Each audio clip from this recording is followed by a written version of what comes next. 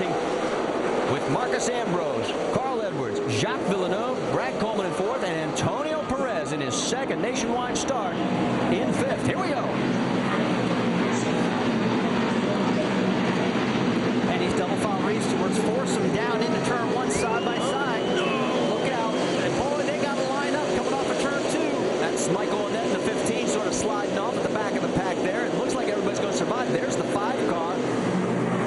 Ron Fellows trying to fight his way back. The 18 also has got his hands full right now. Kyle Busch his hands full since the start of the race. Kyle Busch has. Okay, these guys are getting real aggressive on these restarts, really aggressive. Also, I will tell you, these tires are not up to air pressure yet. Still cause these guys to slip and slide around a little bit. Carl looking at the lead here.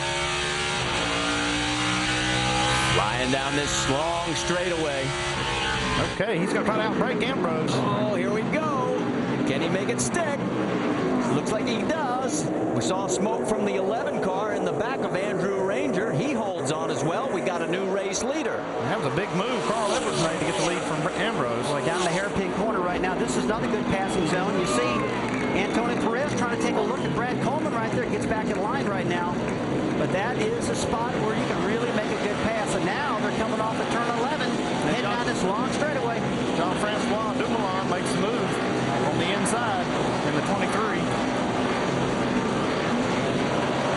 Dave, give us an update on our second place car now, Marcus Ambrose.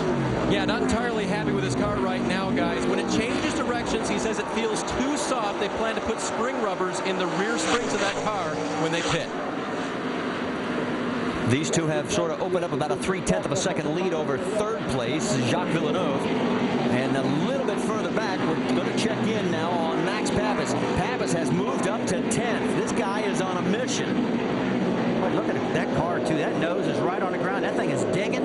It's handling really good. And Max is just driving the wheels off that baby. Andy, my question for you is he going to be abusing the brakes too much early here, trying to get all this track position back? Well, the answer is yes. He is abusing the brakes. He's abusing the whole car. You can see the front tires almost in a lockup situation into every corner. So, yeah, he's using a lot of car, but he's getting something for it. He's getting a lot of spots. While we were watching Max, Marcus Ambrose gets back around, retakes the race lead. So we've had our second lead change here in less than a lap.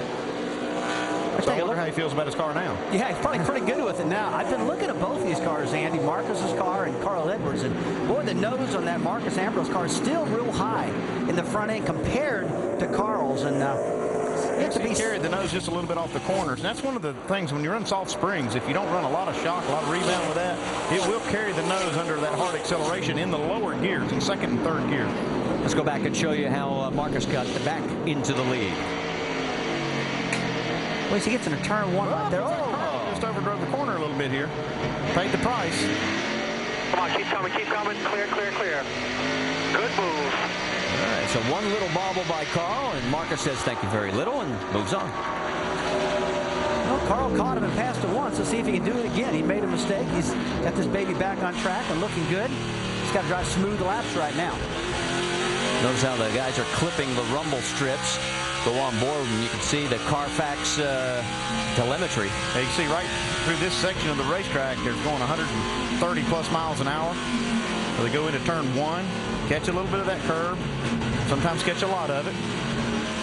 That's where Carl lost the lead a lap ago, and you can see Marcus Ambrose just driving away from Carl Edwards now. Yeah, heaven help the field if he gets this car sorted out. Hey, take a look at that. Look how narrow this course is through here.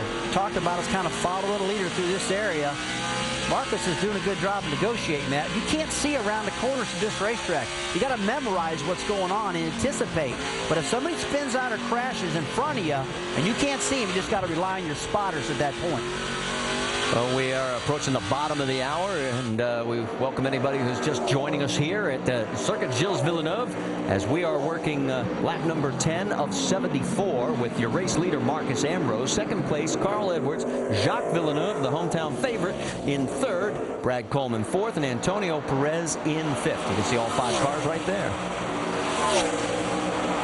We are approaching a competition caution, because these guys had absolutely no practice in the dry. Look out. See Andrew Ranger racing hard there with Antonio Perez. And here comes Kyle Busch on the outside of Ranger. That move's not too good right there. not going to work on the outside through that corner. Kyle Busch wouldn't surprise me if he won this race one bit. I mean, it seems like every time he goes to a new racetrack, he figures it out. Yeah, one thing, he's really just figuring this track out today for the first time because he hasn't had any practice with this much grip out there. So it's really been a learning process for these first 9 laps for Kyle Busch. Brad Coleman, you saw there in the 20 car. That's his last race in that car for the year, at least as it's scheduled right now. Running in 4th position. Take a look, as you can see, heading down. That's Andrew Ranger trying to get underneath Antonio Perez. He's got him on the first corner, and he makes it stick through 2. Here comes Kyle on the outside. Can he get it done? No. He's just looking for some room to race. He's a little faster than these cars in front of him, but he doesn't have the preferred groove, so he's just trying anything he can try. Right now, there's gain of knowledge, guys. This is the first time they've been practicing in this dry condition, like you said. You know, talking about Kyle Busch again, the longer he runs, he'll keep figuring this thing out, and then he can tell his crew what he really needs for these upcoming pit stops. You can see Ron Fellows now. He's worked his way up to the 88 car, Brad Keselowski. Now, Fellows has picked up 14 positions so far from the back of this field, just like you said, and he's making some ground right now. Justin Allgaier right behind him, and Allgaier not real experienced on the road courses, and he may be able to learn something following Fellows. Yeah, this would be a great opportunity for Allgaier to really learn something from our master at this kind of racing. And we're getting the caution back at the start-finish line, so everybody will give their cars a breather, and we'll see who the takers will be into pit lane for this competition yellow.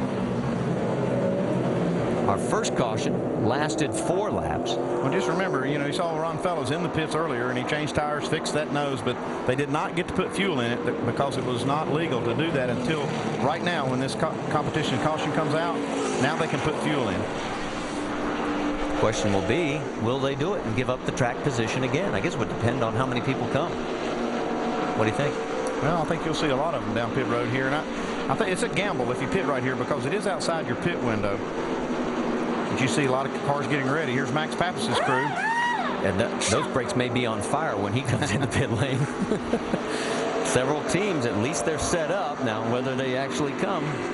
You know, these nationwide cars get about 4.5 to 5 miles per gallon on an oval track. Where we're just flat road course, and Andy and I were here this morning, they're only getting about 3.8 to 4 miles per gallon, which, we thought they'd be hitting pit road at lap 10. Oh, it stays out. Marcus made the move, but then decided not to. Yeah, if they're getting fuel mileage like close to 4.5 and 5, they can pit on lap 10 and make it. But right now, if only 4 miles a gallon, you can't do it. All right, so Jacques Villeneuve stays out along with Ambrose. And it looks like Carl Edwards is in as first, and Kyle Busch as well, and he's going to be the first to make pit road. So let's go to Jamie. Well, Kyle Busch was holding his own, as you guys said, despite the damage on the left front that happened early in the race. They said they weren't really concerned because Kyle said car is handling good. So they're coming in. You see him working on the right side there. It's going to be 4 tires. You see the damage on the right side of the hood there around the headlight area. 4 tires for Kyle Busch, Dave. And, Jamie, they're going to take a good look at Carl Edwards' car for any type of damage or anything else. They are not going to change tires. Says the balance is good on that car. It's a little bit loose in the right-handers to start, but the balance has come to him. And as you can see, he's already leaving pit road.